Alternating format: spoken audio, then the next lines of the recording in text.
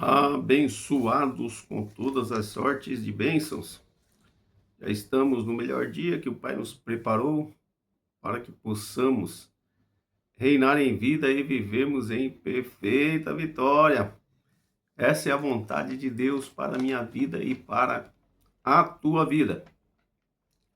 Abençoados, olha o tema da nossa fala nesse vídeo: Evangelho do Reino e Evangelho da Graça, ou os dois evangelhos. Tema polêmico, tema complicado, tema difícil, abençoados.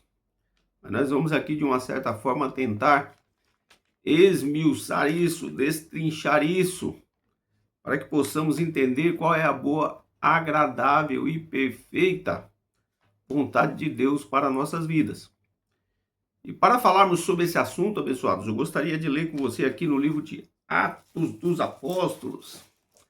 Atos dos Apóstolos, no capítulo 20, e no versículo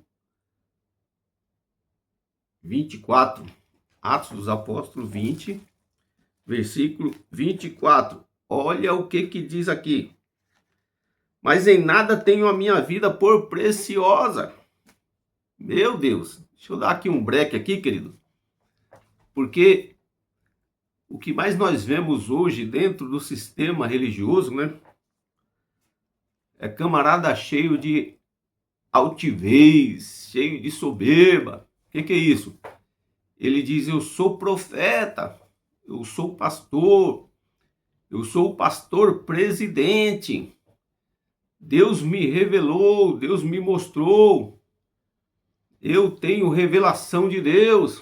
Tá cheio de gente assim, abençoados, dentro do sistema religioso. Aí nós olhamos para Paulo, nós vemos Paulo dizendo o quê? Em nada tenho a minha vida por preciosa. Olha que contraste, abençoado. E você sabe que Paulo não era nenhum orelha seca, né?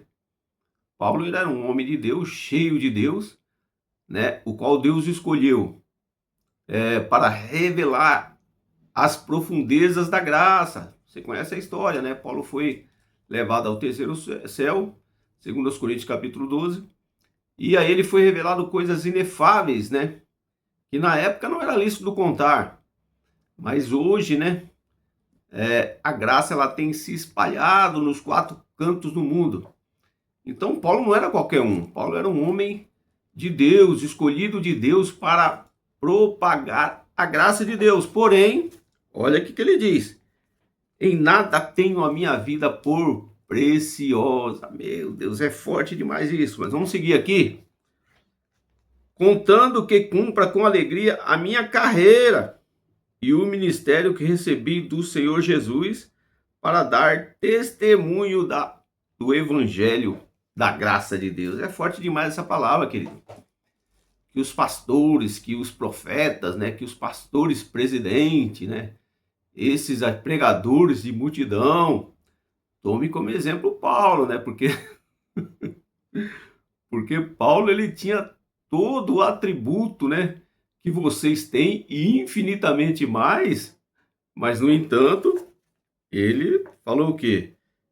Eu não tenho a minha vida por preciosa, ou seja, Paulo estava cheio de humildade, abençoados. Por quê?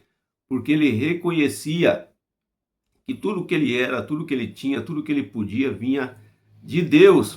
Isso que eu e você precisamos ter. Mas eu gostaria de ler ainda com você, querido. Nós não estamos fugindo do assunto, não. Você vai entender aonde nós queremos chegar. É Gálatas 3:8. O tema da nossa fala é isso. É os dois evangelhos, né? O evangelho do reino e o evangelho da graça. E você vai entender isso aí. Olha o que diz em Gálatas. Gálatas 3:8. Olha o que diz. Ora, tendo a escritura previsto, quando nós falamos de escritura, querido, nós estamos falando da lei, nós estamos falando da Torá, né? Nós temos que observar essa diferença. Da escritura está relacionado à Torá. Agora, evangelho está relacionado à graça de Deus. Então aqui Paulo está falando, tendo a escritura, você vai entender onde nós queremos chegar, previsto que Deus havia de justificar pela fé os gentios.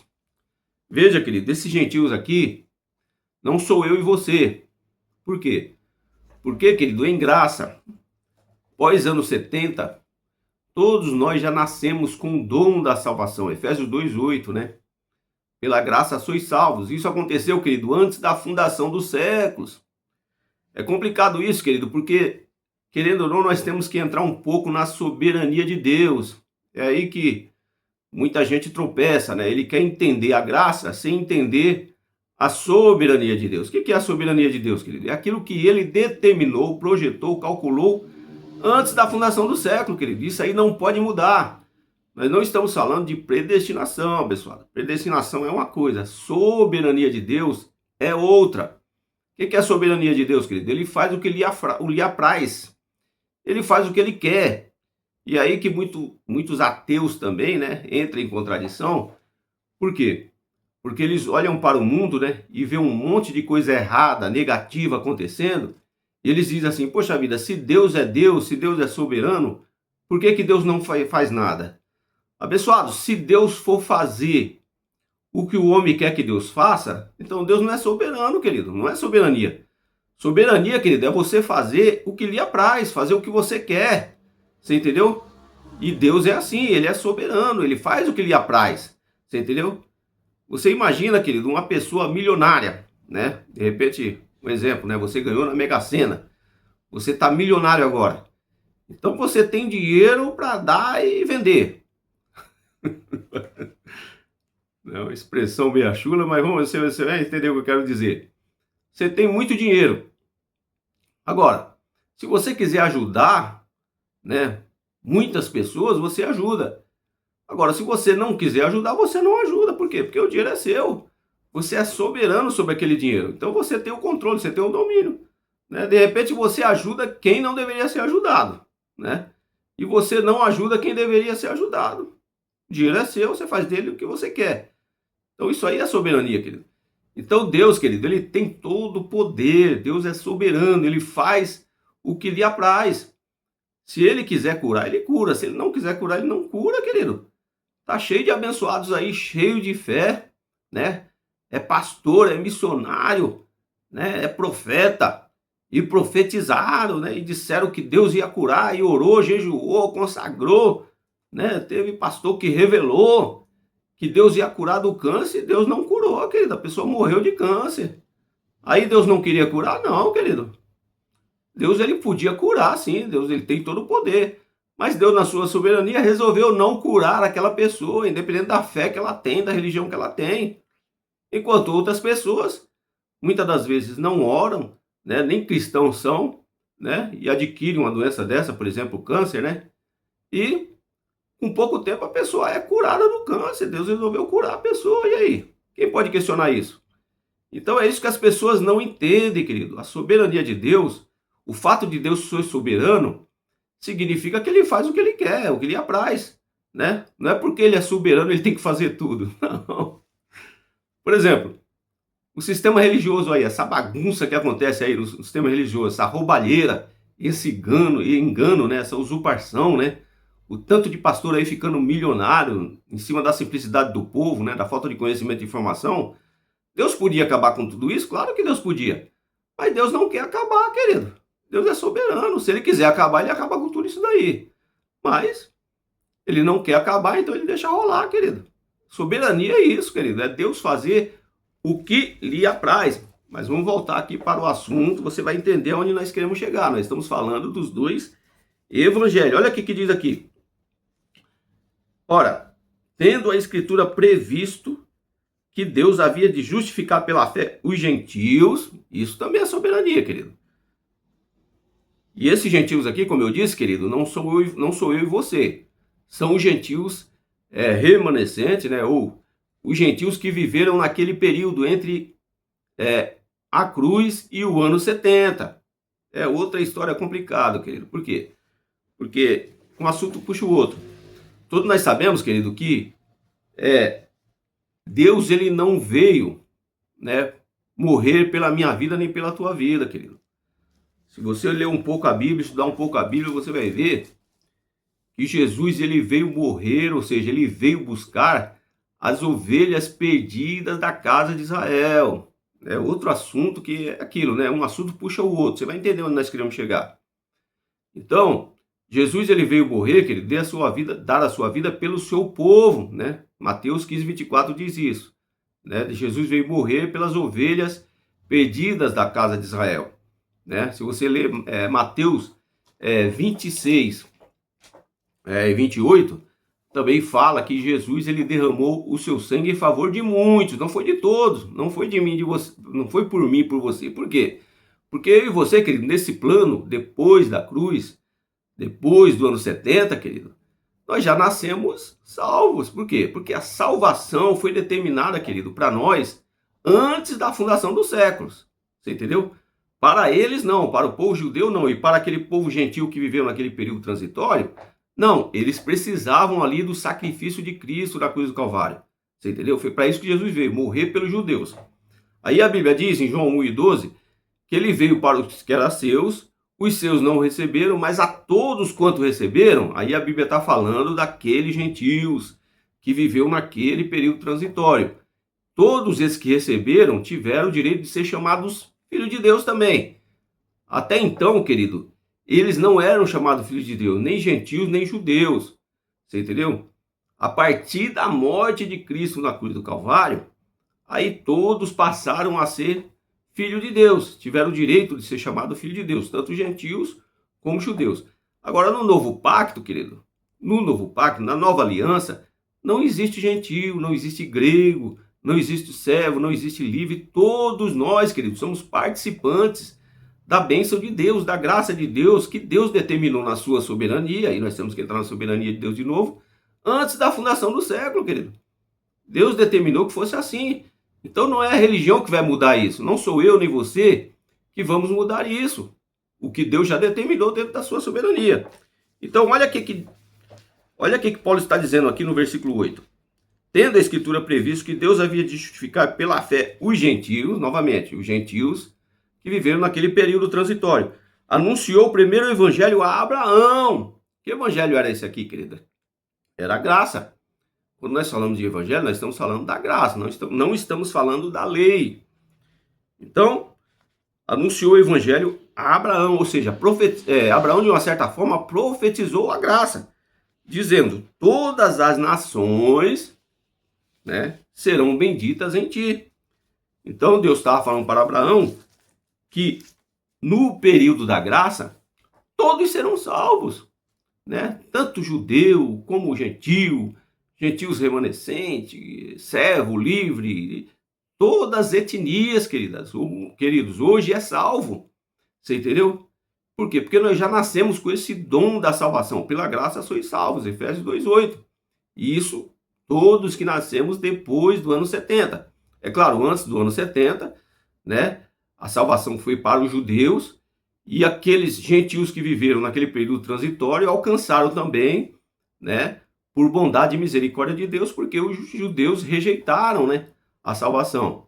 Então aí é outra história, né? Porque você sabe que os judeus tiveram que passar pela grande tribulação, né, que aconteceu lá antes um pouco do ano 70, quando Nero invadiu Jerusalém, né, e causou a grande tribulação que Jesus profetizou em Mateus capítulo 24, que nunca houve nem nunca haveria uma tribulação igual àquela, né? Aí já é outro questionamento, mas nós vamos continuar aqui, querido. Nós estamos falando dos dois evangelhos, querido. O evangelho do reino, o evangelho da graça. O evangelho do reino, como eu disse, né, consiste na lei, na Torá. E o evangelho da graça, querido, consiste nas 14 epístolas de Paulo, né? O evangelho da graça é isso, é novidade de vida, é novo pacto, é nova aliança, né? É nova dispensação. Agora veja, querido, para nós entendermos melhor essa questão, como eu já disse, querido, o evangelho da graça, ele é tão claro que ele foi revelado, né? Deus revelou lá para Abraão, lá antes da lei, nem lei existia. Então Deus falou, ó, em ti, Abraão, serão benditas todas as famílias da terra. Deus estava falando o quê? Dos dias de hoje, querido. Hoje todos nós somos benditos, né? A partir, né, da bênção de Cristo na cruz do Calvário, que pôs esse divisor de água entre a lei e a graça. Agora, para nós entendermos melhor isso, querido, nós precisamos entender também, o tempo está indo embora, nós precisamos entender, querido, que, como nós estamos dizendo, o que aconteceu antes da cruz, o que aconteceu depois da cruz. Antiga aliança, nova aliança. Jesus de Nazaré, Cristo ressuscitado. Por quê, abençoados? Porque é aqui que o sistema religioso tropeça. Eles misturam tudo, o que é lei, o que é graça, antigo pacto, novo pacto, Jesus de Nazaré, Cristo ressuscitado. Aí eles misturam tudo, bota tudo num liquidificador, bate e joga a goela abaixo no povo e o povo acredita. Então é preciso separar tudo isso, querido. Quem foi Jesus de Nazaré? Quem é o Cristo ressuscitado? O que foi a lei, o que foi a graça? Antigo pacto, novo pacto, para não entrarmos em contradição, querido, para não acontecer uma mistura religiosa na nossa mente. Então nós estamos falando, querido, de dois evangelhos, né? Se você ler Gálatas 2:7, fala também desses dois evangelhos, que é o evangelho da circuncisão, né, que foi revelado a Pedro, Tiago e João, e o evangelho da incircuncisão, que é o evangelho da graça, que foi revelado a Paulo.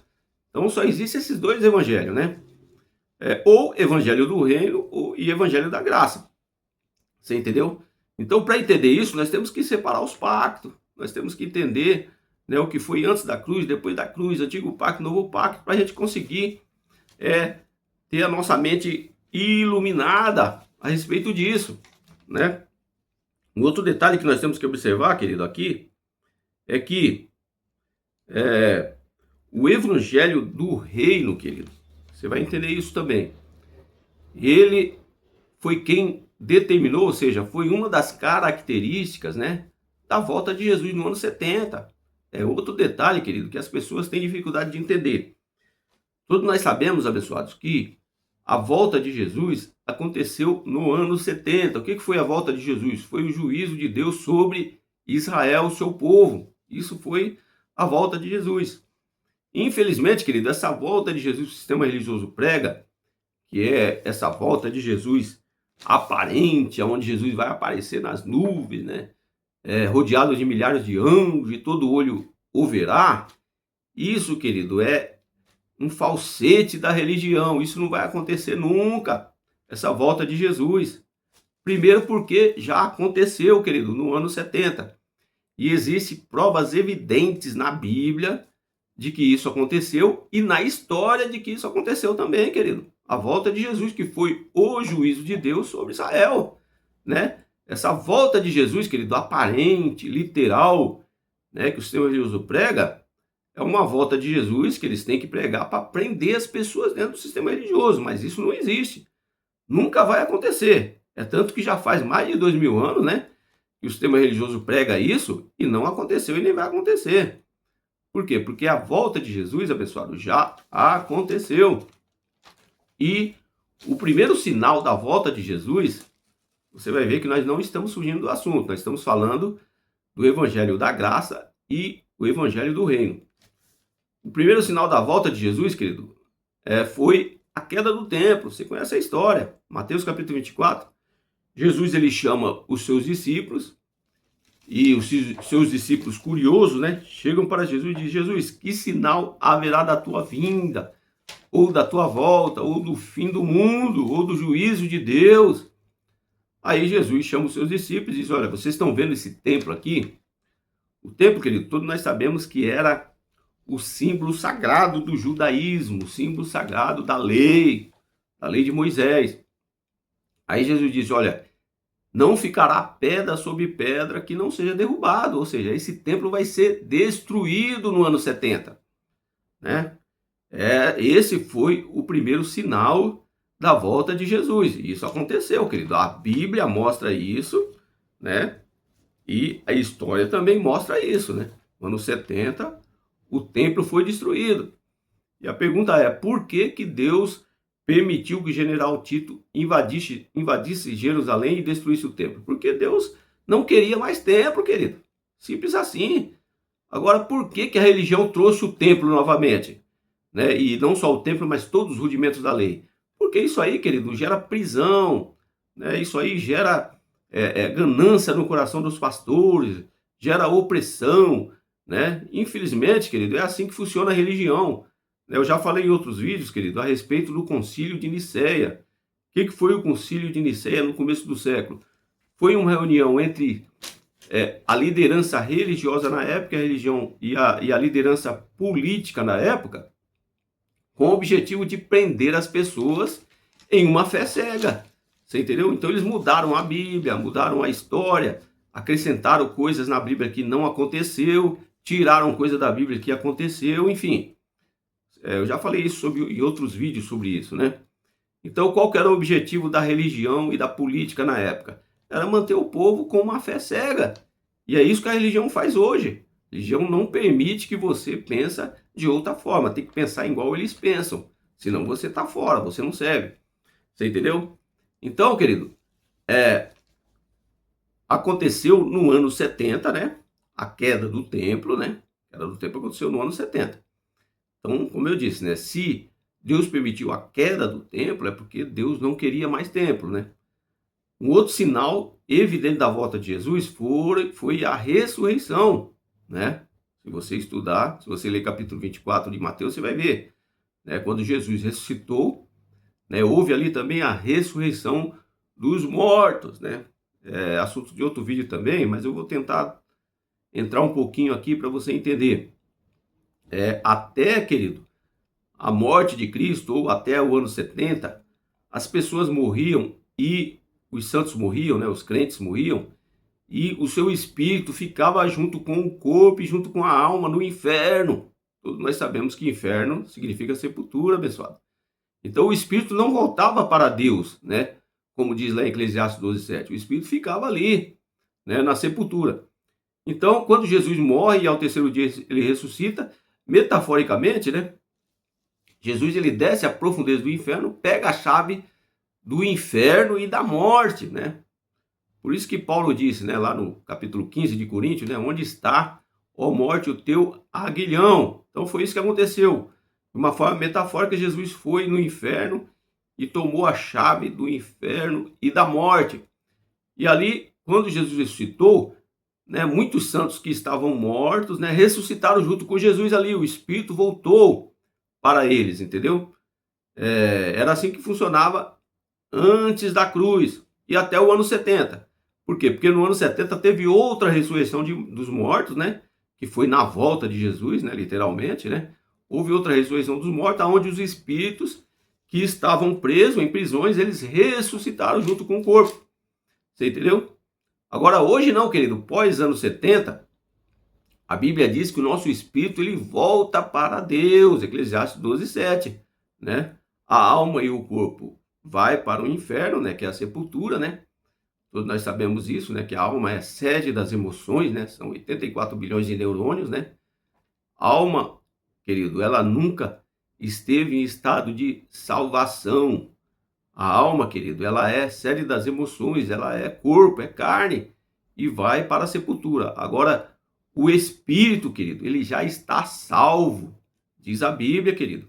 O nosso espírito, ele vai voltar para Deus. Ele nunca teve em estado de salvação ou perdição. Nós estamos falando, querido, nós que já nascemos pós anos 70, né? Por quê? Porque é outro questionamento. Nós temos que entrar na soberania de Deus. Deus determinou que fosse assim, querido. E quem sou eu e você para questionar Deus? Romanos capítulo 9. Você entendeu?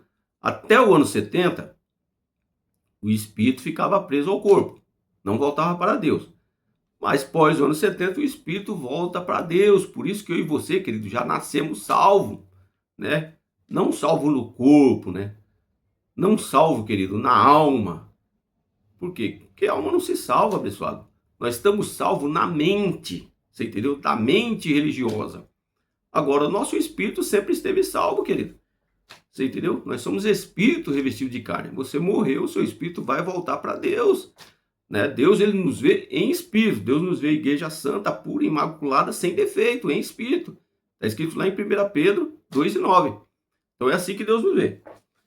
Pessoal, deixa eu acelerar aqui, porque o tempo não permite, né? Então, eu estou falando das características, né? Vamos concluir o assunto aqui. Primeira característica da volta de Jesus foi, né? O primeiro sinal foi a queda do tempo, o segundo sinal foi a ressurreição, e o terceiro sinal, já estava esquecendo, né? Ou a terceira prova, né?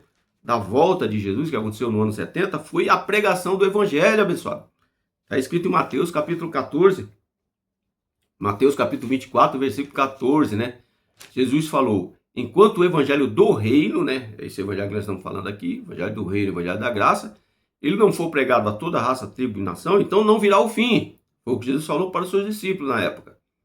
Então, a questão é essa: que evangelho do reino é esse, querido? É o evangelho da circuncisão, o evangelho legalista, né? O evangelho que foi revelado a Pedro, Tiago e a João, e que, infelizmente, querido, erroneamente, o sistema religioso ainda prega esse evangelho, achando que tem valor, achando que Deus mandou pregar, né? De vez em quando a gente vê aí uns abençoados apanhando na praça pública, né? Em alguns lugares aí chegam até matar, né? Quem prega esse evangelho, né? E a gente sente, né? Por quê? Porque é falta de conhecimento e informação dessas pessoas que pregam. Por quê? Porque esse evangelho já foi pregado, querido. Não precisa pregar mais. Se você ler lá em Colossenses 1, 23, né? Paulo diz que esse evangelho do reino, esse evangelho da circuncisão, esse evangelho legalista, ele já foi pregado em todo mundo, não precisa ser pregado. É claro, foi pregado em todo mundo da época, né? Em todo mundo daquele contexto, né? Agora hoje, querido, no mundo de hoje, qual evangelho precisa ser pregado? O evangelho da graça, o evangelho da incircuncisão que foi revelado a Paulo, que compreende Romanos a Hebreus. Esse evangelho precisa ser pregado, mas o evangelho do reino já foi pregado, querido. E é tanto que ele foi pregado, porque Jesus falou: o sinal da minha vinda é a pregação do evangelho em todo mundo. Claro, Jesus estava falando todo mundo daquela época.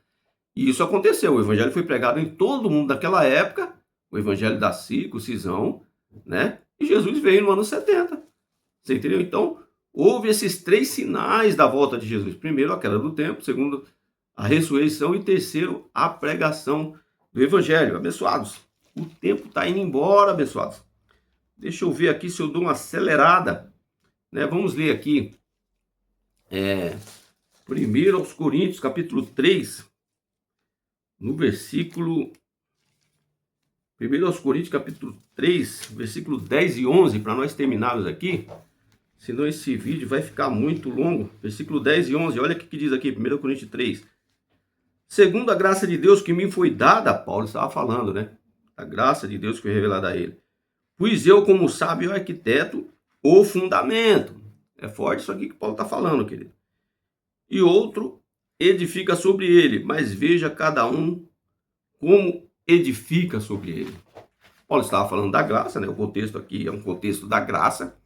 Paulo estava falando para os irmãos aos Coríntios que o evangelho que nós estamos vivendo, né? Como se Paulo estivesse dizendo hoje, né? Nós estamos vivendo o momento da dispensação da graça, né? O novo evangelho, novidade de vida. Então, nós temos que seguir o evangelho da graça como deve ser, sem mistura, né? Sem confusão, sem trazer a lei para a graça, né? Era isso que Paulo estava dizendo. Se fosse hoje, Paulo ia combater veemente, né, esse evangelho aí que está sendo pregado, porque é um evangelho misturado, né? Cheio de legalismo, né? Cheio de dogmas, né? Cheio de rudimentos, né? Com certeza Paulo ia questionar esse evangelho que é pregado hoje no sistema religioso. Então Paulo estava falando aqui, ó, cada um saiba como edificar, né? Olha o que diz. Segundo a graça de Deus que me foi dada, pus eu como sábio arquiteto o fundamento. Ou seja, a graça tem que ser desse jeito. E outro edifica sobre ele, mas veja cada um como edifica. Infelizmente, querido, eu tenho que falar isso aqui, até quem está em graça hoje, querido, né? Infelizmente, né? Tá deixando, né?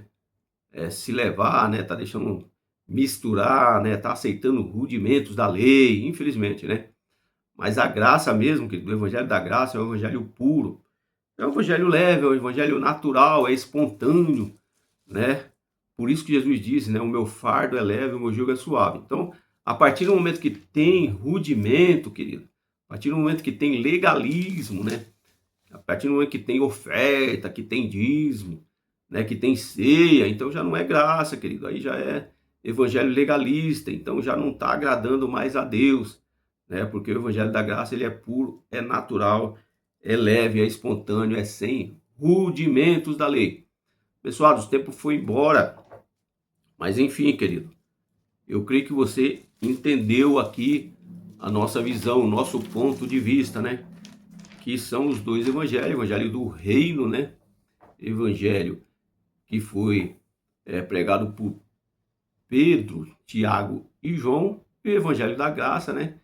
Que foi pregado por Paulo e é pregado até hoje, né? Que é o evangelho da incircuncisão, que é o próprio Jesus, né, abençoado? Porque Jesus é a graça. Se você ler João 1,17, Jesus é a graça, querido. Jesus é o evangelho da graça e é ele que nós temos que seguir, né? E por que que nós que estamos em graça seguimos as epístolas de Paulo, né? As 14 epístolas de Paulo que compreende Romanos até Hebreus? Porque são epístolas que revelam claramente, né, o que Jesus queria que nós fizéssemos e o que Paulo também pregou, você entendeu? Está muito próximo da vontade de Jesus, né? Lógico, nós estamos falando do Jesus ressuscitado, não Jesus de Nazaré, né? Infelizmente, aí tem um monte de gente seguindo a Jesus de Nazaré, né?